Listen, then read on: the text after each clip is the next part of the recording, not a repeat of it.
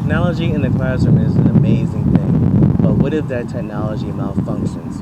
What if your own computer malfunctions? Or what if you forget your own computer? What do you do next?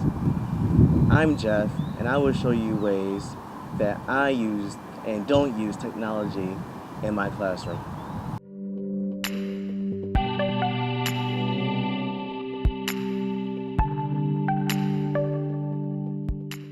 Let me explain my current teaching situation. I currently work at an English village in South Korea with approximately 50 other foreigners. Each week, we have about 600 students from around the area come here to the English village. When the students come, I am assigned certain group numbers to teach for the week.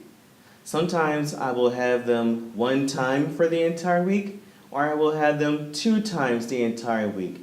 It all depends on how the schedule is set up.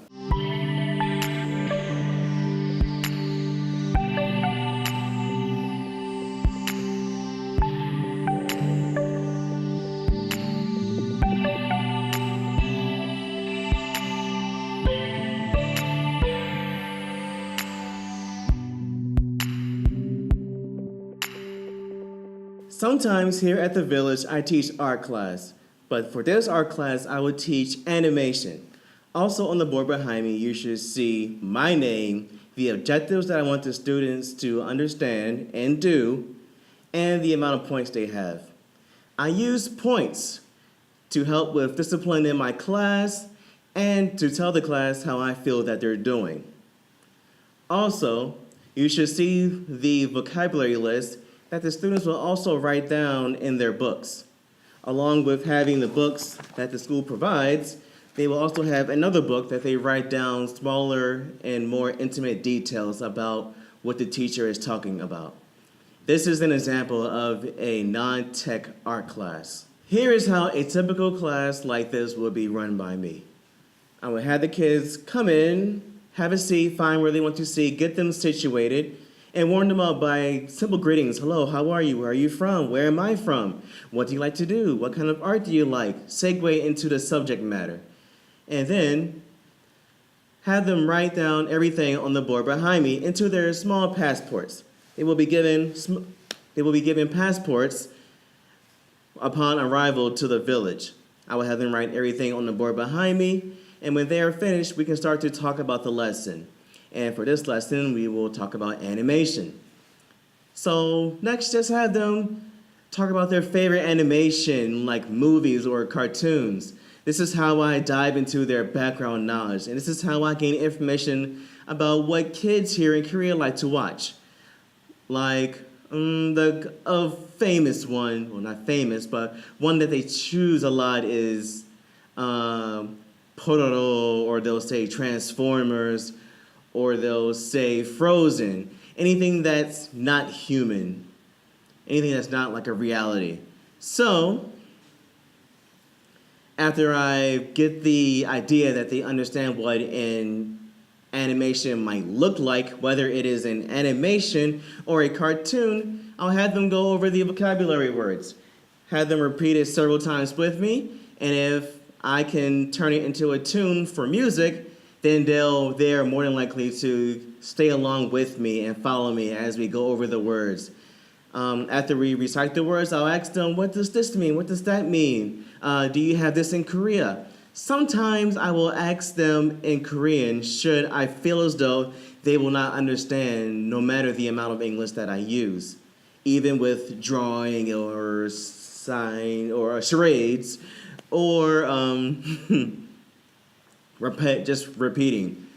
I just need to say it in English. Now, if I feel I need to do this, I would learn the word before class and then have them draw the correlation, and then I can continue to use my English instead of their native language. So for this kind of class, they will use the book that they got and they will complete either one of two assignments. The first one will be to create a cartoon animal. In the book, they have an example of guidelines of how to draw this particular animal. This animal actually is a dog. In this case, for if I were to assign this as the main assignment, I would give them more pieces of paper and let them keep practicing drawing cartoon animals, or animals that they like or that they love, or animals that they feel as though could be a cartoon. So typical animals that students would choose would be dogs, cats, penguins, um, insects, etc. I let the students have free reign and I let them draw what they please as long as it's relating to the content of the class. Next, we have flip books. Now, these flip books would be pre-made before coming to class, or I would have the students make their own flip books. These flip books don't have to be extravagant. They can be 3 pages, 5 pages, just any odd number page. Because with flip books, you have to tell them what the beginning should look like, what the end should look like. Also, the most important part is the middle. Like, what will they do in the middle of the flip book, in the middle of the animation? Now, granted, it will not be a 60-page flip book because of time limitations. For class, I only have 45 minutes. And so that means I have to get through whatever's on the board behind me, explain everything. I'll give them a chance to make it through the book and let them practice on their own for experience and for learning English.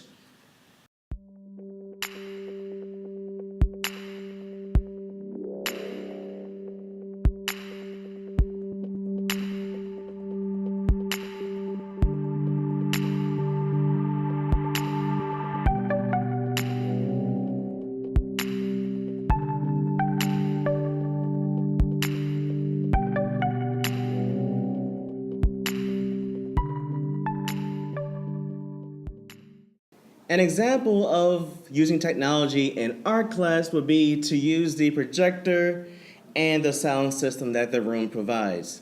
Now, with these technologies, I am limited to what I can do, since I do not have a whole lot of technology to use in the art class.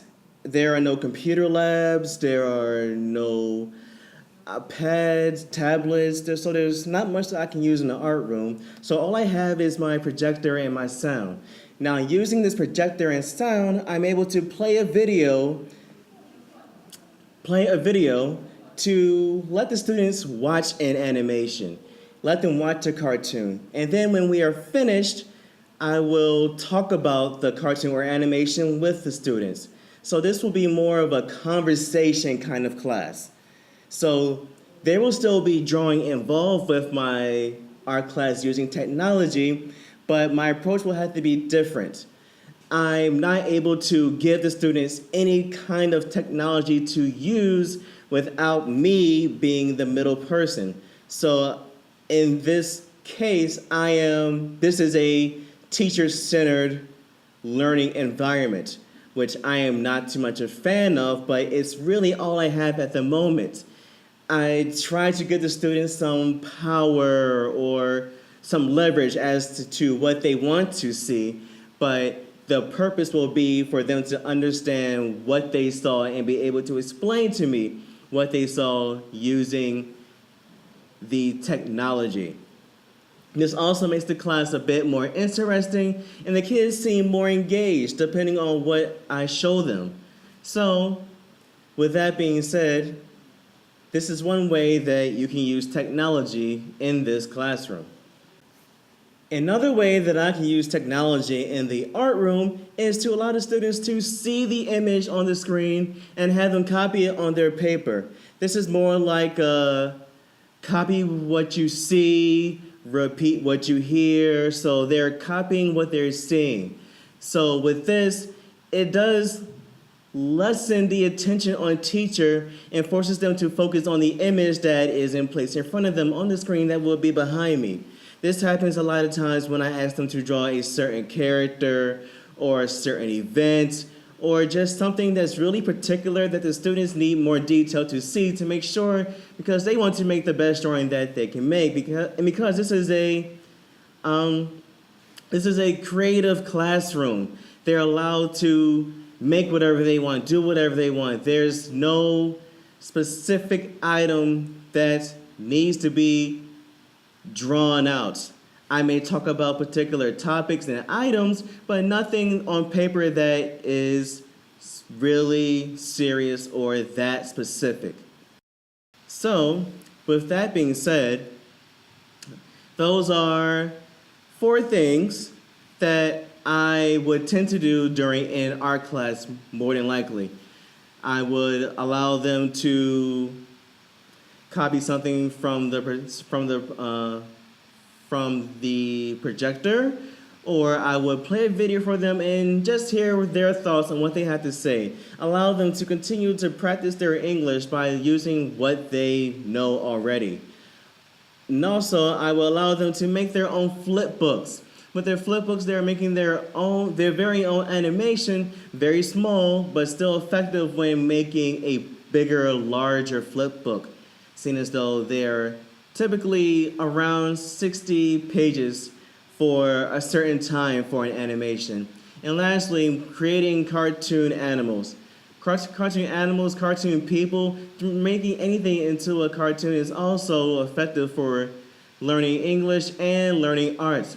For drawing in the real world, there are people who do caricatures of others who are just sitting there who want to see themselves in a different light. Being able to do cartoon animals or caricatures can help the students with alleviating with stress, just having fun, or just a talent that they have that they just want to manifest and make better. So these are 4 things that I do in my classroom sometimes. If you have any better ideas, please let me know in the comment section below. Let's get a conversation started. What can you do in your art classroom or in your classroom in general with technology that can help students better themselves? Because in this century, knowing how to use a computer is essential to almost any job now. If you cannot type, you are pretty much useless. If you cannot create a PowerPoint, you're pretty much useless.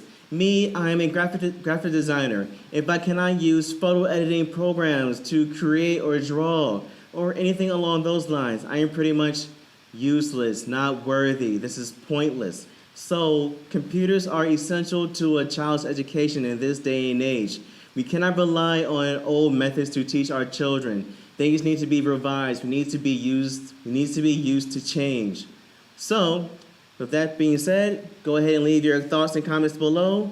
What do you think you should do? What should I do that you do that I probably don't do in my art classes? So, with that being said, I will see you in the next one.